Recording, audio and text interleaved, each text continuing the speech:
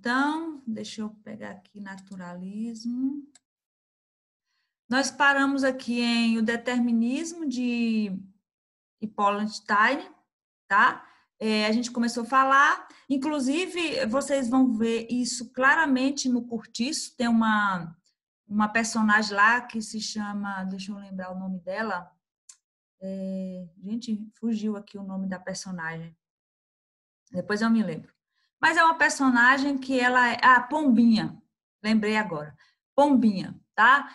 Isso aqui vai ser bem claro lá, quando vocês lerem, vocês vão perceber que Pombinha é uma menina bem, assim, tímida, né? Uma menina caseira, foi criada pela avó, e aí a avó, inclusive, fica esperando que ela se torne mulher, né?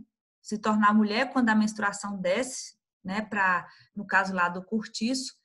E aí ela fica esperando a menina se tornar mulher para que a menina se case, né? Porque ela é uma menina de família, uma menina bem criada, uma menina bonita e tal. Mas, né, no decorrer da história, vocês vão ver lá que a madrinha dela aparece. Ela tem uma madrinha que é rica e tal, aparece e, infelizmente, eu não tenho como não falar sobre isso, porque no livro vocês vão ver, essa madrinha dela, chamada Leone, vai corromper a menina, tá? Por isso que fala que o comportamento humano é determinado por esses fatores, meio, raça e momento histórico. No caso aí vai ser o meio, tá? O meio em que Pombinha vai se inserir, que é a Leone, ela é uma lésbica, tá? E ela vai, infelizmente, né, começar a investir, né, na menina, vai começar a tocar em lugares que não deviam e etc. Né? Não vou aqui falar mais que vocês vão ler isso.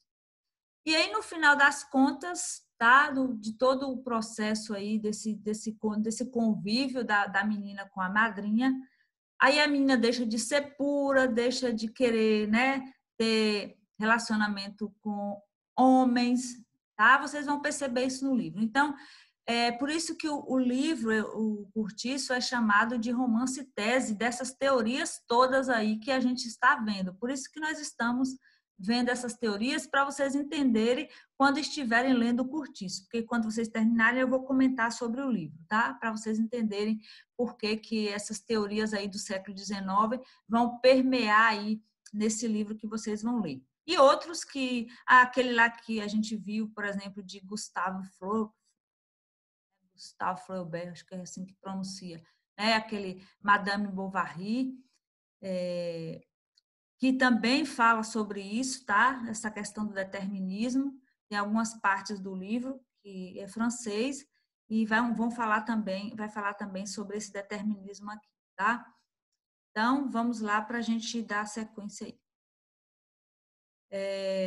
Aqui, sim, outra teoria que surgiu também vai influenciar na literatura, né, nos romances que são escritos nessa época, é a psicanálise de Freud, tá? Aí aqui no slide diz que desta forma, voltando a olhar para o trabalho de minha vida, posso dizer que iniciei muitas coisas e sugeri outras das quais disporá o futuro. Não posso, porém, predizer o que chegarão a fazer. Isso é uma frase aí dele, mas eu vou falar um pouquinho mais aqui do que fala. Claro que é muita coisa que Freud escreve, né? A gente não vai poder falar tudo, mas dá para falar algumas coisas. Freud, médico, neurologista, lançou-se no caminho para a fundação da psicanálise, estudando os efeitos da cocaína com o psiquiatra Meiner em 1883. Aqui é a foto dos dois, tá? De Freud e Meiner, e Freud quando era criança aqui com a família, tá? Então, vamos lá. Qual é a teoria principal de Freud, dessa psicanálise aí freudiana? É a teoria, né, aí do inconsciente, que tem como principais noções o inconsciente, a censura, o recalcamento, a libido, o sonho, aí que é dividido aí em id, ego e superego. Vou falar por alto alguns, tá? Porque é muita coisa para se falar, mas assim, o inconsciente. Na verdade, eu vou falar tudo junto. Mas assim, o que o Freud fala sobre o inconsciente? Ele fala que os nossos desejos, né, tudo o que desejamos, que almejamos, inclusive nossos sonhos e tudo, ficam lá guardados no inconsciente, tá? Mas o que faz com que esse inconsciente não transborde, né? Não saia aí para a realidade, não seja posto em prática o que está ali, né, alojado no inconsciente. O que faz com que isso fique lá, né, guardadinho? A censura. Então, por exemplo, vamos dar um exemplo assim. Vamos supor, eu sou casada, né? Então, não só pelas leis vigentes do país, mas até pelos meus princípios ou pelos princípios cristãos, eu devo fidelidade ao meu marido e ele também a mim, né? Até porque a Bíblia diz isso. Então, por isso que eu estou falando para vocês, para terem cuidado muito com a literatura e com outros objetos da arte, né? Com outras músicas, o próprio cinema, porque assim, ó, gente, aos pouquinhos eles tentam introduzir teorias anticristãs, tá, no inconsciente de vocês. Isso aos poucos, ainda mais vocês que são adolescentes. Então, o que acontece? No inconsciente, segundo Freud, então vamos supor, eu não estou plenamente satisfeito com meu marido, um exemplo, viu, gente? Estou falando um exemplo aqui para vocês entenderem. E nem ele comigo. Então, no meu inconsciente, o que eu tenho vontade de fazer? Por exemplo, procurar outras pessoas, né? Outros homens e ele outras mulheres para se relacionar e tal, porque o meu inconsciente deseja isso, segundo ele. Mas o que faz com que eu, né, não saia assim, né, que aquilo fique lá arraigado no inconsciente? Censura. A censura da sociedade, né, porque vai dizer que aquilo ali é errado, aquilo ali é bigamia ou poligamia, dependendo de quantos parceiros eu tivesse e tal. Então, a censura vai fazer com que o meu desejo, né, que está lá no meu inconsciente, fique lá, que ele não saia, que ele não se torne real, tá? E aí, muitas vezes, surge o recalque. Vocês já ouviram falar, vocês mesmos já falaram, né? O que é para vocês uma pessoa recalcada? Me diga aí, hein, Douglas? Invejosa. Invejosa? Também. O que mais? O que é, Rebeca? Vocês não ficam assim, sou recalcada. Até tem música, né? Falando aí no negócio de recalque, né, Douglas? O que você acha? Professora, O que você acha que é um recalque? uma pessoa que tem inveja da outra. Sim, é o principal, é a inveja. É. Pois é, Isso então vamos mesmo, lá. Douglas. Vai, Gabriel, fala o que você acha que é recalque. É inveja, isso aí, professora. É só inveja? Você só sabe falar inveja? Então vamos lá. Eu tenho um principal, professora, é isso. Então vamos lá. O recalque, então, o que acontece? Existem pessoas que vão barrar essa censura, que já não estão nem aí para a censura, né? Então, sou casada, mas não estou ligando se fulano, se Douglas vai me julgar, se vai me censurar porque, né, vou procurar outra pessoa, ou não precisa ser necessariamente casado, pode ser noivo, pode ter um namorado, etc. Não estou nem aí que a sociedade vai me julgar. Aí eu vou lá, e faço, né? E procuro outros pares, ou sei lá o quê. Eu estou dando um exemplo, pode ser outras coisas, tá? Não necessariamente isso aí. Mas aí aquela pessoa, né, vai, por exemplo, trazer um certo recalque naquele que não teve coragem, né? Por exemplo, Rebeca. Vamos supor que Rebeca teve coragem, né, de romper a censura. Gente, eu não estou falando aqui que isso é certo, tá? Estou explicando aí o que é essa psicanálise aí. Vamos supor que Rebeca teve coragem aí de romper a censura, mas vamos supor que Hélida não teve, né, Hélida?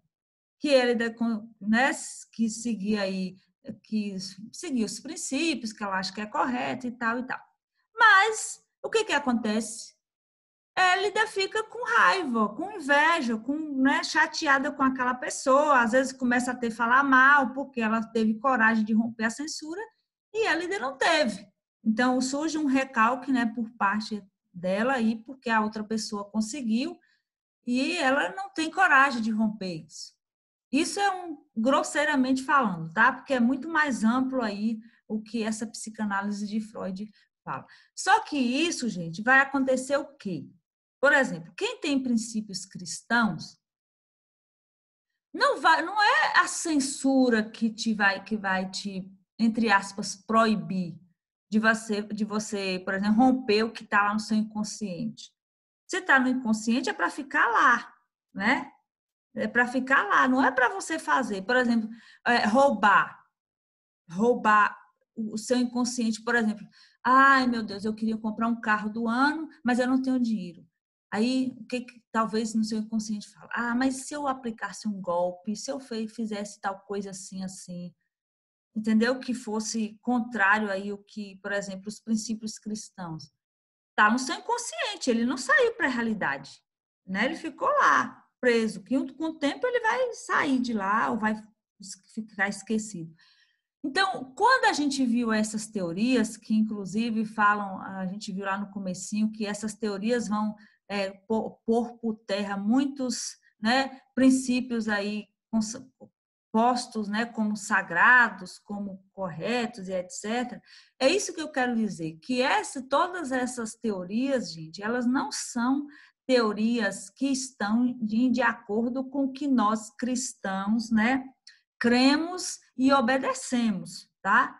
Eu estou falando como cristã, e aqui independente de religião, de ser adventista, de ser metodista, batista e etc. Eu estou falando de princípio cristão, de acordo com o que a Bíblia, que nós temos como, né, a palavra de Deus diz. E a outra coisa, a libido, tá? Vamos lá. O que é a libido para Freud? A libido vai dizer que, por exemplo, que libido é um sentimento, né, um desejo inato, né, que todos nascem com a libido e que ela aflora em qualquer época, em qualquer fase da sua vida. Inclusive, ele vai dizer que uma criança de 4 ou 5 anos já tem libido. E quando ela, por exemplo, manuseia, né, toca lá seu órgão sexual, às vezes até a gente sabe, num banho, brincando e tal, para Freud, isso não é uma simples brincadeira. Segundo ele, isso aí é o quê? O desejo já sexual, né? Impondo aí essa libido nessa criança de 5 anos de idade. Que a gente sabe que isso não é coerente com o que a Bíblia diz, tá? Então, para você já ir pensando, tá? Quando alguém começar a endeusar Freud, né? Falar bem dele, ai, Freud é isso, é aquilo. Pois é. Então, aí você pensa, as teorias desse Freud, elas estão de acordo com o que você, como cristão, acredita ou pratica? Pois é. E ele fala também que a libido vai fazer com que... A libido é como se fosse assim, a libido, ela é esse desejo inato, ela pode ser... deixa eu falar a palavra aqui, eu esqueci, que está na ponta da língua. Mas essa libido, ela pode ser a responsável, né, por você romper a censura, né, para liberar o seu inconsciente, o seu desejo, por exemplo, sexual com outra pessoa, né, mesmo que você seja casado ou tal, etc. Essa libido, ela tem que ser, como se diz, respeitada, né? Ela tem que ser respeitada. Então, vamos vendo aí o que essas teorias nos dizem. Aí depois vem o sonho, né? O sonho é como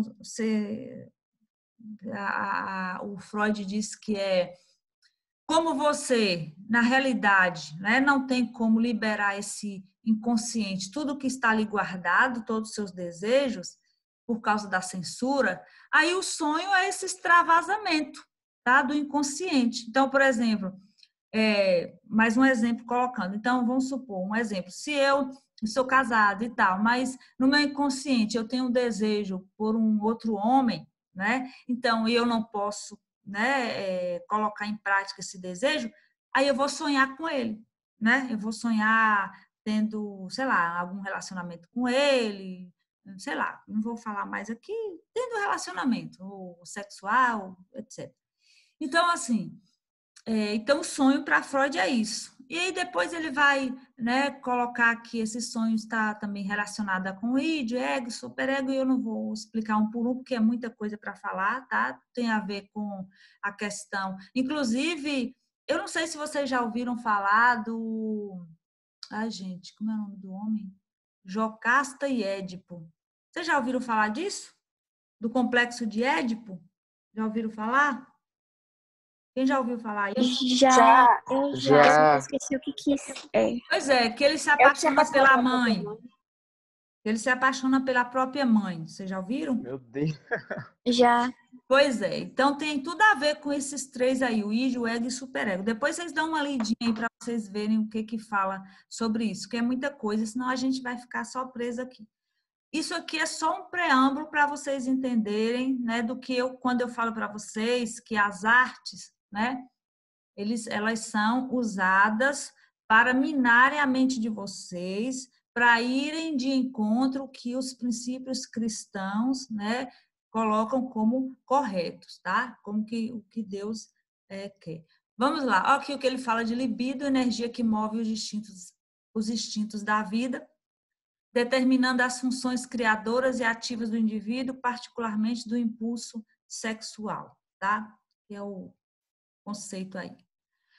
Freud escandalizou o mundo afirmando que a libido é inata e que, portanto, as crianças também a apresentam. Foi o que eu falei para vocês, tá? Que ele fala que até uma criancinha de 5 anos, ao manipular seu órgão sexual, estaria ali tendo um desejo sexual. Para ele, o impulso sexual é o centro das tendências afetivas, né? Será que é? Vamos pensar aí o que Deus fala sobre, né, constituição da família e tal. Sonho, eles viriam disfarçados para atravessar a censura e serem aceitos pela consciência, né? Porque só por meio aí do sonho é que você pode realmente romper aí a censura, né, estipulada pela sociedade ou pelos princípios aí cristãos. Freud também definiu os sonhos como os guardiões do sonho, do sono, porque a liberação do inconsciente quando dormimos é de tal forma intensa que não a suportaríamos, sendo necessário o sonho para que não acordemos. Pois é, vocês já tiveram um pesadelo aí? Já. Pois Quem é. não? Já. Nunca tiveram, não? Pois é, ele fala que o sonho contém, né? Tudo que está lá dentro do seu inconsciente. Em sua segunda teoria do aparelho psíquico, Freud dividiu o psiquismo humano em 3 partes, tá? Que é o ego, tá? Aqui o ego, o id, o ego e o superego, tá? Depois vocês dão uma olhadinha o que fala cada um deles. Agora nós vamos já para os momentos aí, né, propriamente dito, o realismo e naturalismo. Mas vejam que eu coloquei todas essas teorias filosóficas antes para vocês já entenderem por que elas vão ser aí parâmetro aí para as obras do realismo e do naturalismo, tá? Vamos lá. No momento de efervescências científicas, que são essas que eu acabei de mencionar, e filosóficas, acompanhadas de convulsões sociais e de profundas mudanças econômicas, era natural que a arte não permanecesse atada à subjetividade romântica. Lembre-se que no romantismo nós vimos que o que era cultuado, qual era o interesse principal era no eu, tá? Era o sofrimento do eu, era a angústia do eu, tá? Tudo isso estava relacionado ao sujeito, por isso que se chama aí subjetivismo. Então, tudo isso que eu mencionei aqui antes, né, as teorias de Freud, de Stein, de Augusto Comte, como é o nome lá, do Darwin, tudo isso veio a calhar para que esse subjetivismo do romantismo, né, fosse esquecido, fosse condenado, tá? Por isso que ele fala que era necessário um compromisso maior com a realidade objetiva para combater o idealismo da escola antecessora. Por quê? Porque no romantismo tudo era idealizado, a mulher idealizada como a mulher perfeita, a mulher linda e maravilhosa, a mulher sem pecado, sem erro, tá? Como se fosse uma deusa, tá? A natureza era idealizada, a vida era idealizada, e quando não se atingia esse ideal, as pessoas queriam a morte como um subterfúgio, né, como um escape. Então, por isso que ele fala aí, né, combater esse idealismo aí da escola antecessora. Antecessora, que no caso aí é o romantismo, tá? Renatinha, Oi, quem perguntou? isso também teria a ver com o movimento do neogótico que surgiu nessa época também? Olha, todas como é que fala? Esqueci a palavra. Todas essas ideias, essas teorias que surgiram na época, é Pedro, né? Tá falando? É Pedro? É, Viu, Pedro? Todas essas ideias que culminavam com essas teorias, que tinham essas teorias, e eu acho que como é que é? Antigótico, você falou? Neogótico? Neogótico. não. Pois é, todo que eu me lembro que tem algumas coisas que levavam essas teorias em consideração.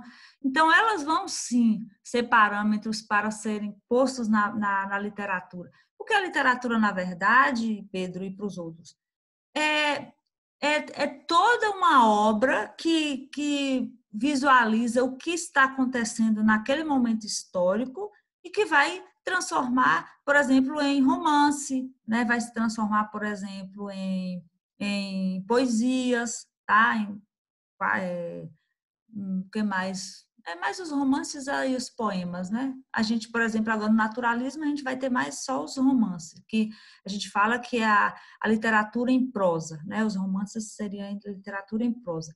Então, assim, provavelmente sim, deve ter muita coisa aí. Eu não especifiquei o que tem, porque eu não li ainda sobre isso para pontuar o que teria aí dessa aí do meu nome que você falou, Rio Gótico, né? Aqui na literatura. Mas eu creio que sim, que teria sim, porque essa influência aí de todas essas teorias aí culminaram na literatura dessa época. Vamos lá. Então, característica do realismo e naturalismo, o compromisso é com realidade, tá? Diferentemente do romantismo, tá? Que o romantismo, o compromisso era com o eu, tá? Então, o realismo e naturalismo é contra o tradicionalismo romântico. Trata-se de uma arte engajada, ela tem compromisso com o seu momento presente, tá? Por isso que eu falei, é o momento do século XIX, então todas essas teorias aí que estavam, né, acontecendo, e com a observação do mundo objetivo e exato. A presença do cotidiano era fundamental. Por isso que no Cortiço vocês vão perceber todo o cotidiano dos moradores que viviam no Cortiço, tudo, até o momento em que tem uma parte no Cortiço, por exemplo, que fala que as crianças, quando sentiam vontade de defecar, para vocês verem, que até isso, né, eles colocavam aí na literatura. Defecar, que elas saíam correndo, que quase não conseguiam chegar a tempo para descarregarem os dejetos nas latrinas do cortiço. Para vocês terem uma ideia, né, de como era aí a construção aí dos romances dessa época aí, para justamente, segundo eles, né, para ter esse compromisso com a realidade, porque a realidade aí é bem grotesca. O realismo e naturalismo têm princípios comuns à objetividade, o universalismo, né, ou seja, o universal, e não o que estava relacionado a algo particular, né, como no caso do romantismo, a correção e clareza de linguagem. Tá? Por que clareza? Porque no subjetivismo, pelo fato de ser idealizado, existia muita melosidade, vamos colocar assim. E no caso aqui, não. Aqui a linguagem é mais direta. O materialismo, a contenção emocional. Por que é contenção emocional? Porque se você é objetivo, a emoção não pode, né, tomar frente. Por quê? Porque o emocional era o carro-chefe lá do romantismo, tá? Então, por isso que ele fala que a contenção emocional. O antropocentrismo, que significa, né, o homem como centro, né, não mais Deus. O descritivismo, vocês também vão perceber isso aí no cortiço, tá? A descrição bem detalhada aí de todo o cotidiano e dos personagens, a lentidão da narrativa e a impessoalidade do narrador.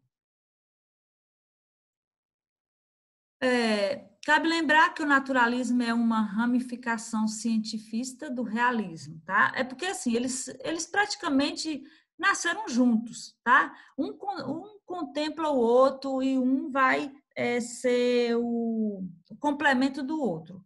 Então, por que ele fala que é a ramificação cientifista do realismo? Porque no realismo não vai ter essa realidade nua e crua. Por exemplo, no Cortiço, eles vão mostrar, por exemplo, que o sexo não é como a gente vê como cristão, que foi algo, né, criado por Deus e que realmente tem que dar prazer, mas dentro de um casamento, como a gente vê na Bíblia e tal. Para eles, o sexo, como no Cortiço, é como se fosse animal, sabe? Quando vocês não veem, às vezes, assim, cachorros no cio, cadelas, né, no cio, e aí tem, né, cruzam lá com vários cachorros. Pois é, para eles, no Cortiço, vocês vão ver isso, tá?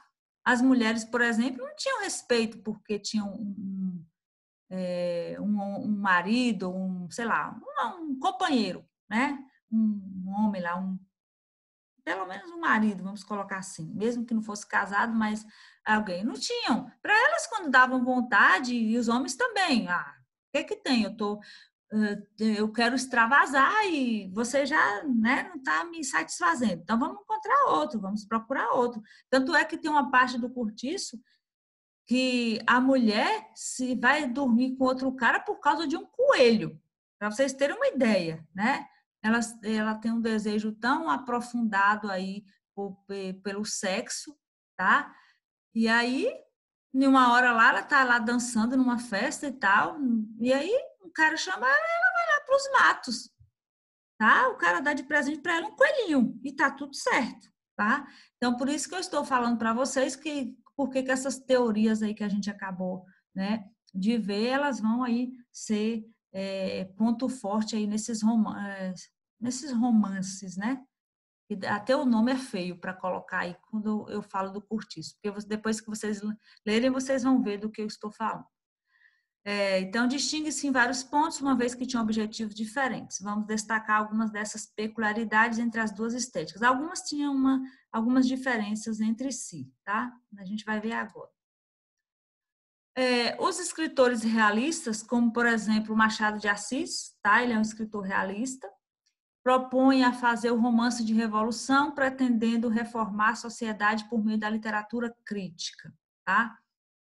Preferem trabalhar com um pequeno elenco de personagens e analisá-los psicologicamente. Daqui a pouco vai cair, mas eu vou mencionar, por exemplo, o livro de Machado de Assis, Memórias Póstumas, de Brás Cubas, tá? É um romance realista, não sei quem já leu, mas conta a história. Na verdade, é um personagem, Brás Cubas, que morre, e aí a partir depois que morre, né, é que ele vai contar aí a sua história. E assim, é bem uma forma de fazer uma crítica, principalmente colocando sobre o adultério, né, porque toda a parte aí ele fala do romance dele com Marcela, que vai permear praticamente todo o romance, tá? E se você prestar atenção, porque vocês não vão lê-lo agora, vocês vão ler o Cortiço, tá? Eu tinha que optar e eu escolhi o Cortiço, que é mais fácil de explicar e as teorias da época aí no Cortiço. Mas ele, de certa forma, coloca o adultério não como uma coisa, né, feia, ou que vai, né, apesar de que a